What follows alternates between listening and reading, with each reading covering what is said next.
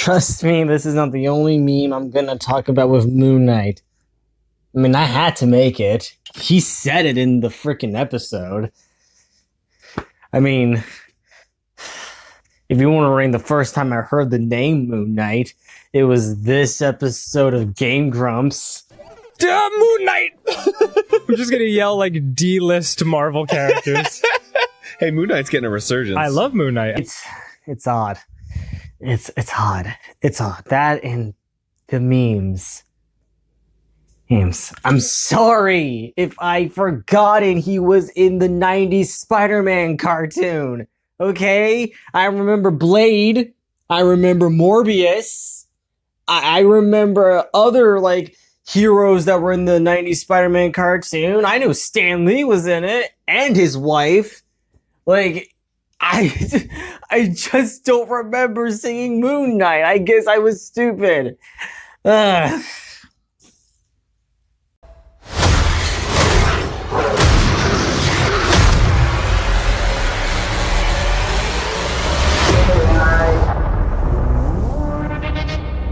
Salutations, everyone, and welcome back to another review on my channel. It's crazy, I'm doing reviews again, despite, a lot of shit that's been going down, but whatever. We are here to witness episode 2 of Moon Knight, after I recently dropped my review of episode 1 of Moon Knight, which is kind of dumb, which I could have done a long time ago last week, but I didn't. Anyway, episode 2, which we finally got Mr. Knight in the episode as well, which is controlled by Stephen Grant, since Mark Spector controls the other Moon Knight, which is the more cooler suit. That suit's still CGI. It's not an actual suit. The only suit that I fucking believe he was actually wearing is the Mr. Knight suit. But to be fair, yeah, it's just a white suit and he's wearing a mask. And the only thing that's CGI is his eyes, basically. And it looks cool. I like the suit. I do enjoy it. I think the Mr. Knight suit looks very dapper, very nice. I do enjoy that. And then there's the Moon Knight suit, which it's just CGI, and somehow I don't think it looks good. It looks cool, yes, but with the CGI, there was this one shot that I was like, ugh, that's not good, where it was horrible tracking on the actual person that was being tracked for the Moon Knight suit to come to play. And once he gets the suit on, there was this one shot that looked like it was tracking him wrong. Like it edged out a bit out of the person, and then but then it fixed itself immediately, trying to look all seamless, but it wasn't. And it was when he was near like the fucking double-decker bus, and he was like, okay, give me control, Steven. And then just that shot, that tracking with him starting to put on the suit, it just looked bad. And I don't know if we're actually gonna get like an actual suit, like Oscar Isaac's actually gonna wear that cool suit, because I think I can give it leeway, because the only time Moon Knight ever is shown in the attire, it's always when he's doing a fight, when he's fighting, and that's okay. Yeah, sure. You can't show him like in this suit fighting, because I get it. Like maybe you have to do some shots that are CGI, and I would admit the shots are cool, they're nice, but the problem is that if you at least started with him with a suit that was actually there, that was actually on set, maybe the CGI would have been seamless. Like the whole Mr. Knight suit, there were probably shots that were seamless, like him punching the jackal. And that looked cool. It looked like it wasn't CGI a bit, but maybe it's because you saw him in an actual suit, and then it just went back to some CGI that might seem seamless to the point where you thinking like, oh, that probably was CGI, but it looks seamless. Moon Knight's suit is just CGI, and uh, it's kind of like what I said about the whole Spider-Man suit in Civil War. When they said that suit wasn't actually there, it was just Tom Holland in a green mocap suit. When I heard that, it made the scene in Civil War look bad because you notice it's CGI. Like, if I wasn't told that was CGI, maybe it would have fooled me. But no, you see it and you're like, oh, that's too noticeable. That is too noticeable. And you're like, oh, that's not good. That does not look good. And it doesn't. It really doesn't. To the point where I'm trying to wonder, did he ever wore that suit ever in Homecoming or Far From Home? And thank God it does look better in Homecoming and Far From Home, because it's like, yeah, he's actually wearing the suit. And even in freaking No Way Home, it's like, oh yeah, he is definitely wearing the suit. He is definitely wearing it. But here, I don't believe him wearing the suit. All I just see is CGI and possibly Oscar Isaac wearing a green mocap suit. That's what I see. And that's not good. But that's just, maybe I'm nitpicky. Maybe I'm just like being very about it. And I am really glad this show is so far not dragging. Like, I was fearful that this show was gonna drag, like how Falcon and the Winter Soldier dragged, or Loki, where it dragged in its third episode. And I'm scared to think that maybe I'm already jinxing it, because like maybe the third episode is gonna drag, which I don't want. I don't want to drag. We're already getting this momentum already in this show. Maybe the third episode would be like I don't know, flashback. I would be cool with a flashback. A flashback would be cool. Not that with Loki, with its third episode that didn't do jack shit. What? Yeah. So far, episode 2, we see Steven. Steven lost his job in the second episode, which is quite shocking to me because everything I saw in that trailer was all from the first episode. But we do get some shots that were in the second episode that was in the trailer, him breaking that mirror, smashing it. I guess now I know that was Mark that was doing it, not Steven, which makes sense. And the whole like other shots in the show we see, it was mainly secluded in London, which it seemed like it was all secluded in London, and also that small village or town that he was in, that he saw Ethan Hawke in, and that was it. So far, what's gonna happen so far in the second episode, I didn't know what was gonna happen. Third episode, now I'm really wondering what the fuck is gonna happen, because again, that trailer did not show that much. And I could be wrong. Maybe there were other trailers everyone else saw, but I didn't, that they are talking about like, oh my god, it hasn't get to that part yet or whatever. I'm in the dark.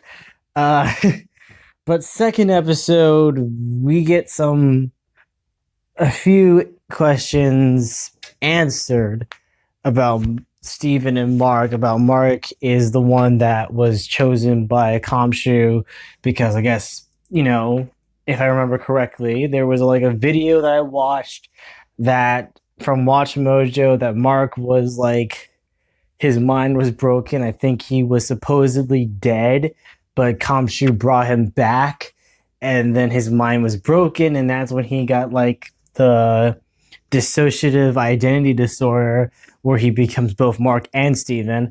And he and I'm get but we don't get those answers yet. They don't tell us right away, but it shows that Mark has been avoiding his life, his wife, that we find out Layla is his wife, or soon to be divorced ex-wife.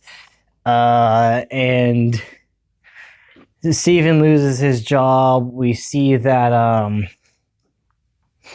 we get the answers about like with Kamshu and the other deity that I can't remember the name of, that Ethan Hawke worships, that brings judgment to the people who would probably do something evil, which we find out that the judgment is completely based on what people think or say they'll do, but they wouldn't ever do it. So kind of like a bit judgy. And yes, what Steven said is dodgy. Like, why would you judge it? I mean, if a little kid says, I'm going to kill you, or they're going to do something bad, they're kids. They don't know fucking better. They don't know right from wrong. And so, like, Ethan Hawke's like, yeah, well, we'll kill the kids. And like, it was nothing. Like, he shrugged it off. He was like, yeah, we'll kill the kids. Whatever. Whatever. The kids, they're troubled youth. I'm like, yeah, but kids don't know from right or wrong. They're dumbasses at that point. They need to be shown and taught right from wrong. But whatever. It's Ethan Hawke and his boring ass cult leader talk. I don't know. I'm getting tired of Ethan Hawke's like. Ethan Hawke just is boring the fuck out of me in this performance.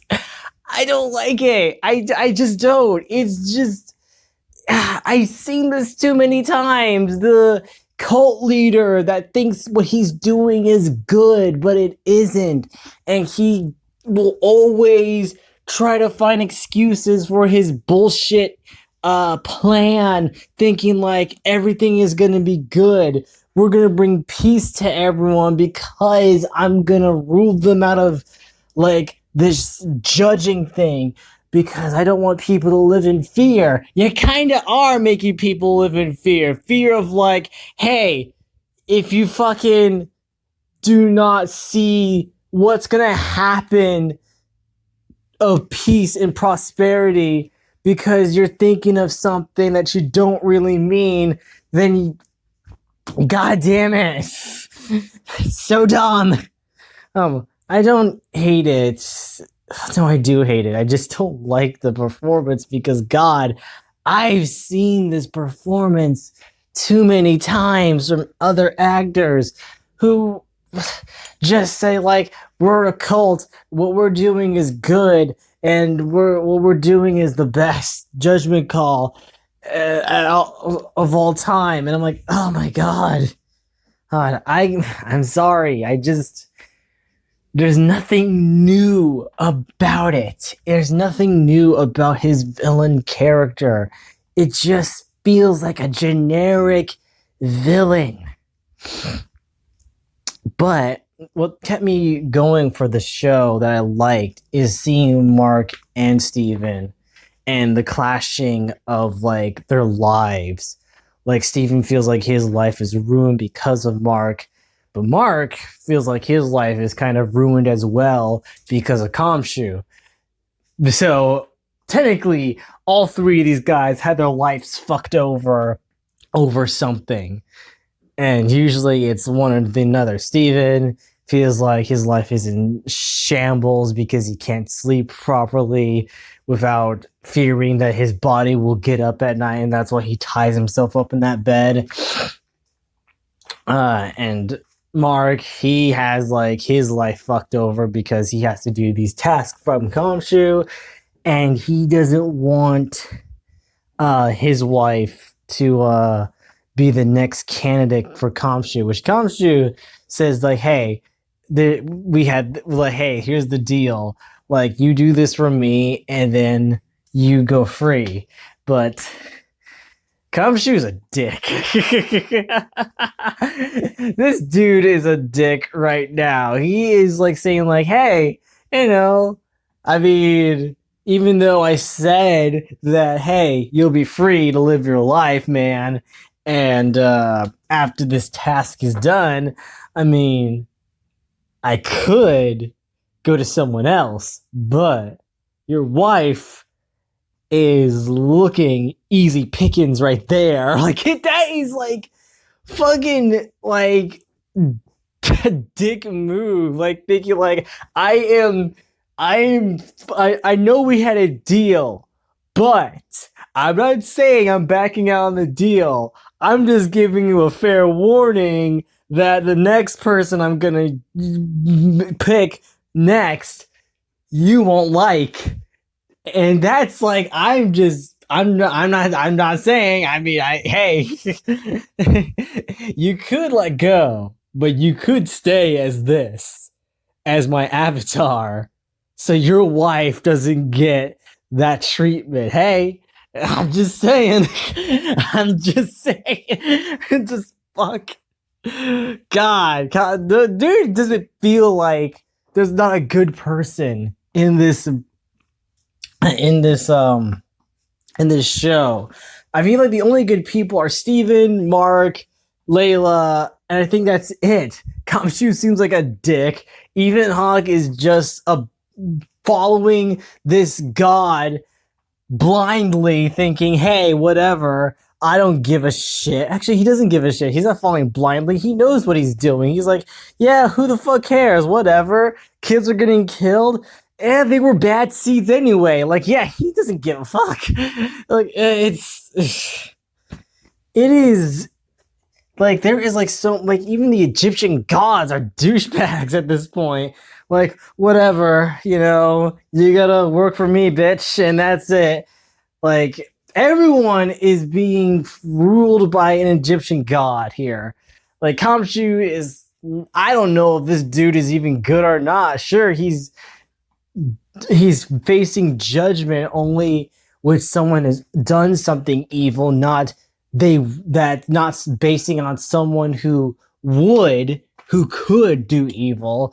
But still, he is still manipulating Mark to do his fucking work for him, just so he wouldn't touch his wife to be the next candidate as a Moon Knight.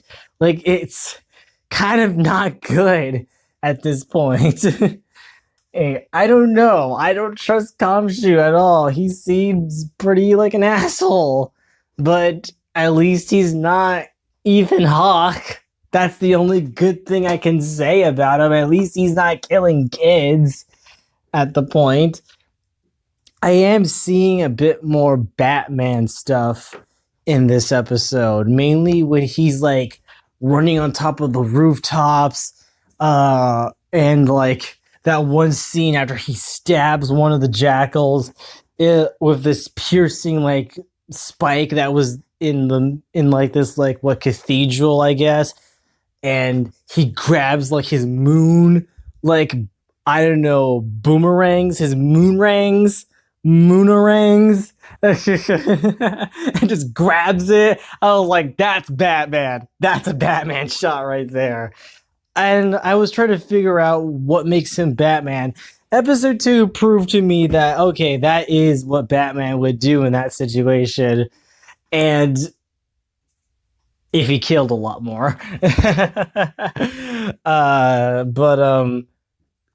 I watched an episode 1 kind of thing, like, oh, here's the Easter eggs and stuff about Stephen Grant and what you missed in the episode 1 Moon Knight episode. And apparently Stephen Grant was rich. Like, he was a billionaire. And I'm like, oh, so Stephen Grant was a billionaire. So he was Bruce Wayne if Bruce Wayne had an dissociative identity disorder and he didn't know that he was Moon Knight. Okay. Like it's crazy, honestly, because it's like, huh, okay, I get it. And I do see that now, but now they did a different take where Steven's more of a kind of like everyman and, so to speak, their words, not mine, loser kind of, that's broke, has no money, feels like, he's being looked away over and everything. And yeah, it's I can see that they wanted to do a different take because, it kind of would have been bad if we did a billionaire again because we already had Iron Man. Iron Man was already the high-tech billionaire. It's like, should we do this again? Should we do another billionaire superhero, or should we put a different direction for Moon Knight? And you know what? It's a welcome one. Like, I feel like people would be tired of the whole billionaire playboy aspect in Marvel, because it's like we've been there, done that for a character like that. Let's go for something different. And I liked it for what it is. Like, they want to go a different angle. So I do like how every character is have to deal, how they have to cope with what problems they have. In each identity has a coping mechanism. Like Mark is like a broken man. You can see that he's broken. He just feels like his life is spiraling out of control. Steven, he tries to do it in a more chill manner of a way that he knows he's a bit of an idiot, but he still wants to live a peaceful and normal life. Like, he doesn't want to deal with this responsibility of this whole pain that he has. He's a simple man. He wished he was a tour guide more in the museum, more than just wrapping up gifts and all of that. Like, he just want to live his life simple. That's it. And whatever, which is nice. And again, it's weird. That Mark went. Now I'm just thinking it right now. Mark asked a girl out on a date when he was still married to Layla. I'm sorry. I'm just not realizing that. He's like, oh, you have a wife. I know you were gonna sign divorce papers because, again, you clearly show you care about her a lot, but you don't want to do that. I'm guessing it's a way to cope with pain, get drunk, have sex with different types of women to get away from the pain and shit, I'm guessing. And I guess that's how he copes. Miss my wife, want to get drunk, probably hit on a girl that I met at the museum. It probably is that. Maybe that's why he asked a girl out on a date. And clearly he wasn't vegan because he eats meat. Not Steven. He's vegan. Haha. Kind of odd, isn't it? That Steven doesn't realize he's got these pecs and muscles on him. I saw one scene in episode 2 and it's hey, look, here's Steven, here's Mark in fucking Egypt. He's ripped. He's ripped. And Steven acts like he's all scrawny and weak, and I'm trying to think to myself, wait a minute for a second. I try to think to myself, hold on. So Mark, he's fucking ripped as hell, I'm trying to wonder, does he keep on his workout regimen every time like Steven is asleep? Like he wakes up, Mark is like, gotta hit the gym at 11 p.m. at night. Gotta go. Like Mark comes in and then he's like, okay, gotta work out. He's like a bunch of protein. It's just like it's a nice good steak. Like I'm just curious. I'm wondering. Like Steven didn't notice. Damn, I'm getting a six pack. What the fuck? How am I doing this? I don't work out. Like he doesn't notice, or is it part of the? I don't know. Like you would think you would notice that someone who is like fearing that they sleepwalk, and all of a sudden you're like thinking, oh, why does my arm hurt so much? Why it feels like I'm lifting weights? Like, I don't know. It just makes me laugh that this guy, that Steven is this like wimpy kind of guy that would run away from a jackal scared and frightened. Even in the whole storage locker room, you see like, oh, we finally get to see that he was a mercenary, Mark, and such. And but like you see freaking Mark and he's like got them gains, bro. Like Jesus Christ. I don't know. It just feels weird that Steven doesn't notice that. Maybe he did, but it's just like something you would notice the first time in the morning. Like I gotta shower, I gotta eat breakfast, and you just go in the bathroom and then you see, wait, what the fuck? How am I ripped? I don't. It's it's fucking.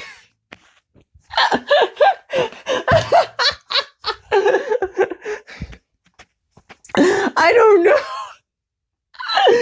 I'm just laughing here thinking that Steven one day was like, well, yeah, that's how bodies work. God. I'm liking the serious tone. There is comedy, but not that much. I mean, I think the only joke I heard in this episode was like, Steven, I said the suit, not dress up as Psycho Colonel Sanders. Like that's it. Cause get it? Yeah, he's wearing the white suit. If he was more obvious, he would have been like Adam Sandler in The Waterboy. Ha! He called him Colonel Sanders. I am like surprised to see like, oh, so the creature is unseeable, so no one knows what the creature's done. And I'm like thinking to myself, okay, explains like there hasn't been that much destruction on the outside, which is true. There wasn't that much destruction in like where Steven was running from, because no one could see the jackal. And I heard like, oh, they said a pipe burst in the bathroom. I was like, okay, but yeah, because that's where most of the damage was done. But how do you explain the fucking claw marks is a good question, you know? But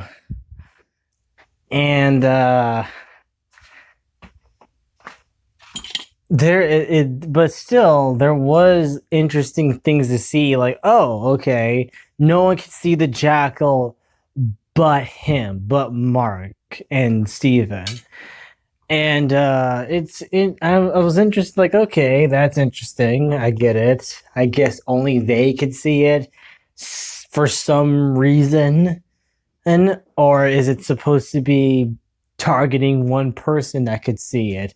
Is it like a hellhound situation? Like people can hear that, like the one person that has made a deal with demons and given so little time, they can only hear the hellhounds coming after them. Like only they can hear it and only they can see and run away from it while everyone is completely oblivious, wondering what the heck is going on with this person. Who knows? And I'm what I'm liking about this show is that it keeps reminding me of The Mummy, and that's mainly the score for this show. And the reason why I'm saying The Mummy is because the music has this ominous tone to it, but also like this bombastic one as well, where it feels like like The Mummy. I'm talking about the '90s one, the one with Brendan Fraser and Arnold Vosloo, Rachel Weisz, and that's all I can remember who was in the movie. The '90s one that I watched when I was growing up.